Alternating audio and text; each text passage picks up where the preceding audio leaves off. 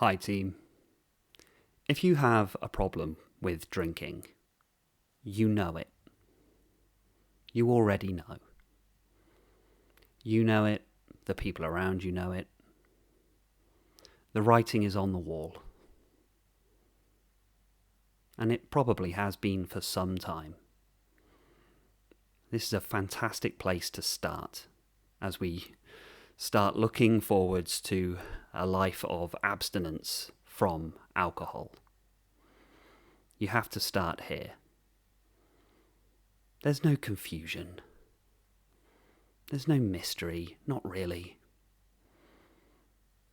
You already know. You're well aware of it. You know it's a problem. You know it's a serious problem. And if you're really honest with yourself, you know that you are rapidly arriving at the point where this has to stop. It has to. So this activity in the mind of, do I really have a problem? Is it really that bad? I mean, I still have a job, and there are some nights of the week I don't drink. I mean, I keep it mostly to the weekend. I'm not on the streets. I'm not as bad as some other people. Or I only drink beer. It's not like I drink liquor or anything like that. Or it could be like I only drink wine. It's not like I drink spirits or something like that. Could be along the lines of I'm not as bad as other people. You know, I have friends that are far worse. You know, they're far more addicted than I am. So do I really have an issue? And kind of in a similar sort of vein, do I really need to stop, or do I just need to cut down? Do I just need to moderate at some point, right? Maybe I'll take a look at this in future. Yeah, sure. Right. All of that confusion, doubt, obfuscation, delaying tactics is pure addictive voice activity. That is the voice of the addiction itself. This is why we must practice self-honesty. Just be honest with yourself.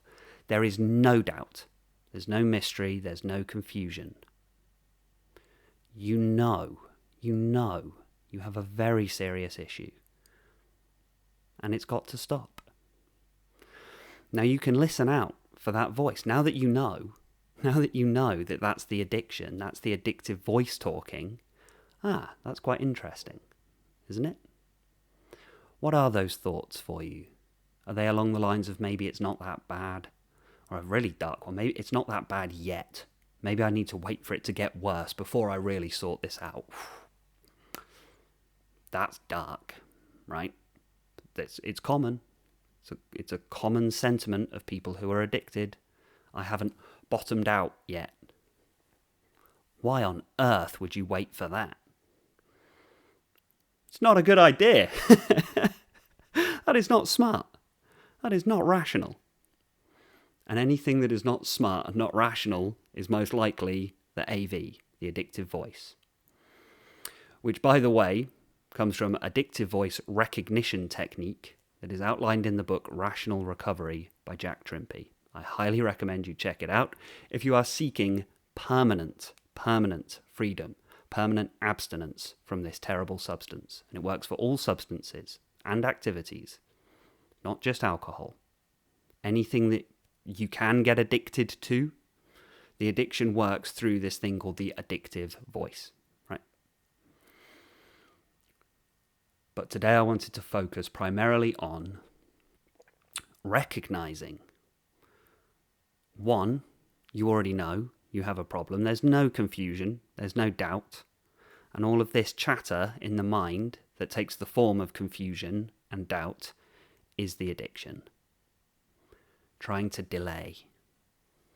Trying to point fingers at other people.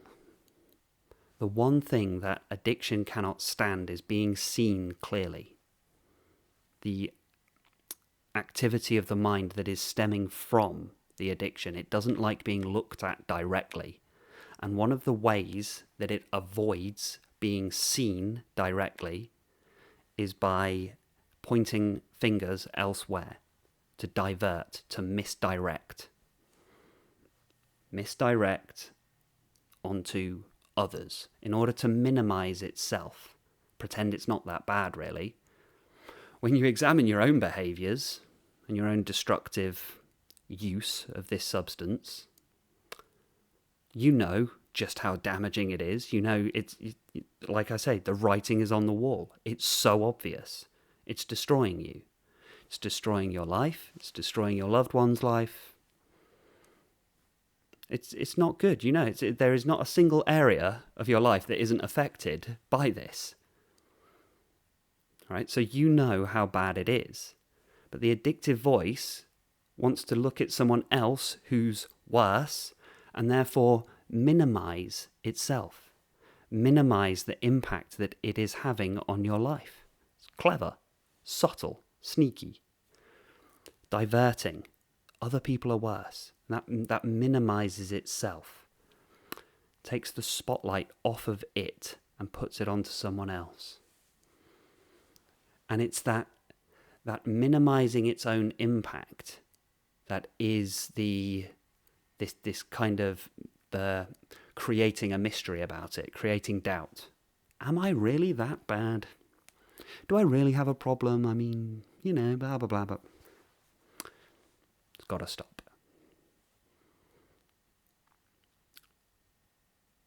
Now, I've been speaking quite harshly on this, because sometimes that's what we need to hear. We need to hear the hard line sometimes. Got to. We've got to face reality. Reality is often quite painful. It is. Reality, life is painful. Facing the truth is painful. But sometimes facing the pain of the truth is the healthiest thing that we can do.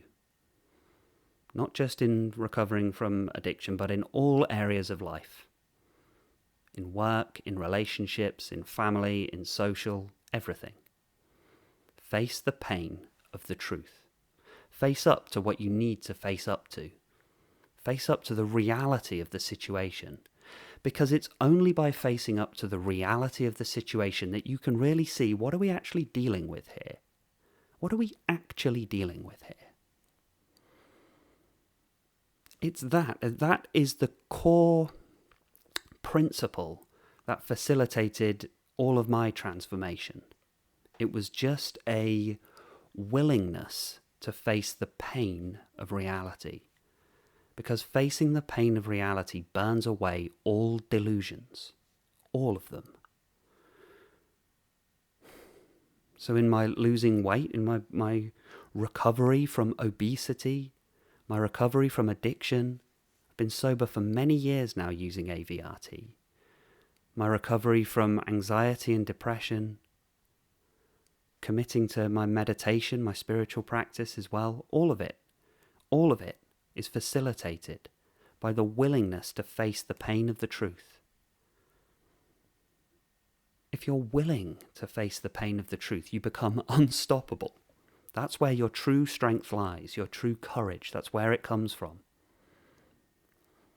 And it starts with this sentiment: I would rather face the pain of the truth than suffer the damage of delusion. And addiction is a delusion. It's what it is.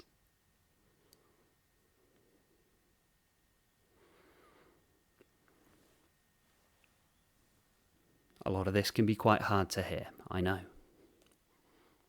That's the pain of the truth. Time to face up to reality. Man, time to face up to it. You can do it. You know, the writing's on the wall. This is the reality of the situation. This is where we're at. Now, you might say, I don't know what I'm going to do next. I don't know about where do we go from there. Because there's this horror that will rise up in you as you start to go nearer and nearer to, yes, I do have a very serious problem and I know it needs to stop. You know, there's a huge amount of resistance in you. He goes, no, we don't want to go there. We don't want to start thinking like that, right? Addictive voice activity, right there, 101, so obvious, but that's how it's going to feel. What are we going to do? Well, don't worry about the what are we going to do just yet. Just start with, yep, problem. Definitely got a very serious problem here. Very serious issue. I know it needs to stop. I just don't know how I'm going to go about doing that. Well, we start with, yeah, I know I've got a problem. Hard to hear, but something very interesting starts to happen. And I wonder if it's already starting to happen for you now, listening to this. There's a kind of relief that starts to come. A relief starts to build up in you. I mean, what if? What if you actually just arrived at the point where you face up to it? Chin up, shoulders back. Yep, time to face this. It's gone on long enough. Long enough. And it's time to face reality. A relief starts to build up. You start thinking, well, hang on. Maybe I can just face up to this. Maybe I can just admit this. And you find, interesting. There's a power in that. You are starting to put the power back in your hands. The addiction wants you to think that facing up to admitting you have a problem is going to be like a massive failure of some sort. Like you're going to have to admit defeat. It's not admitting defeat. Recognizing you have a problem is declaring victory. Recognizing that something needs to change is declaring a victory. It's not admitting defeat. You're not giving in.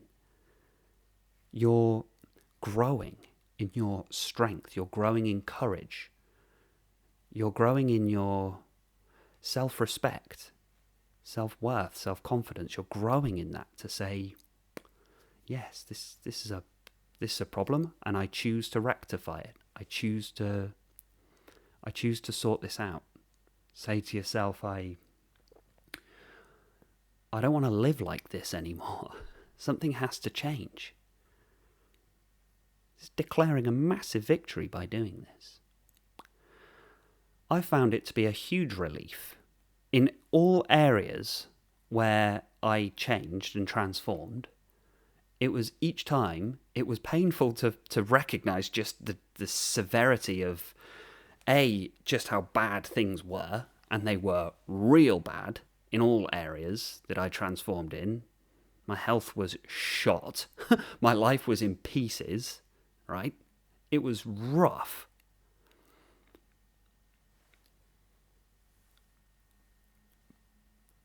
But the power of the change, the power of the growth in strength stemmed from that very same pain.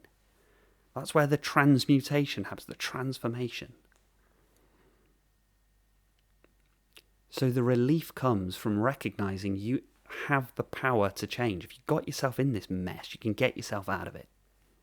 And it's going to begin with understanding the writings on the wall. No more mystery, no more confusion. All of that, am I really that bad? Other people are worse. You now know is the addictive voice. What if you could just start today with just very first glimmers of hope right here to say, I choose to face this. No more delusion. No more running away. No more. What if I could change? Why not you? Just be one of the people that does it. It happens all the time.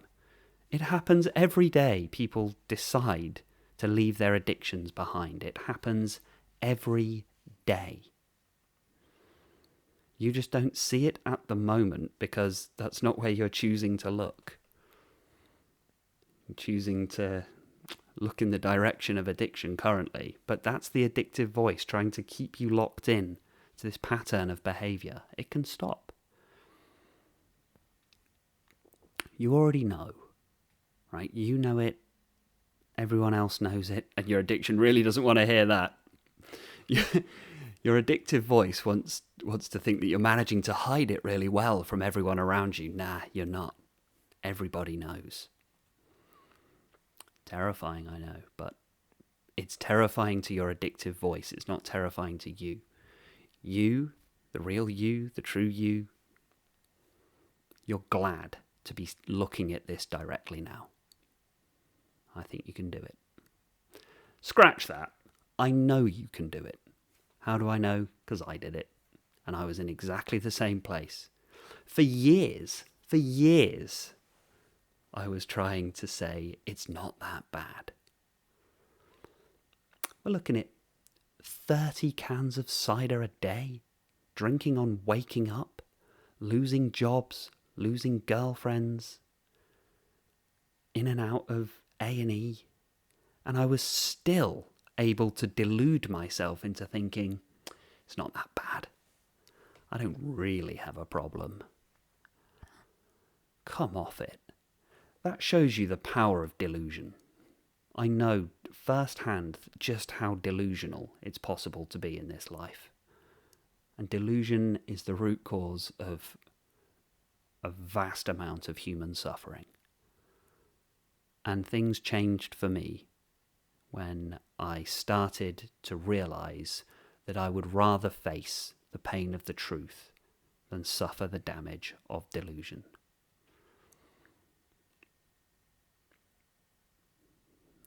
That's what I wanted to say today. Make it today, team. Let me know where you're at with this in the comments. Let me know. So that will inform me about which videos to make moving on from this.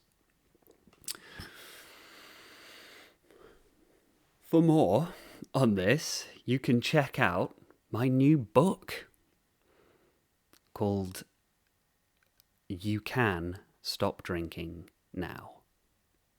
A conversation between you, me, and your addiction. I'll put the link in the pinned comment down below. It's available on Amazon in paperback now. Check it out. It's an exploration of all of the ways that the addictive voice tries to get you to go back on your decision to quit drinking forever. And it's a liar. And it has tons and tons of little tricks and ways to be in your head. And I just run through every single one of them and explain why those sentiments, those thoughts can be safely discarded. Check it out. Thank you so much for watching, team. Take care. Be well. Stay present.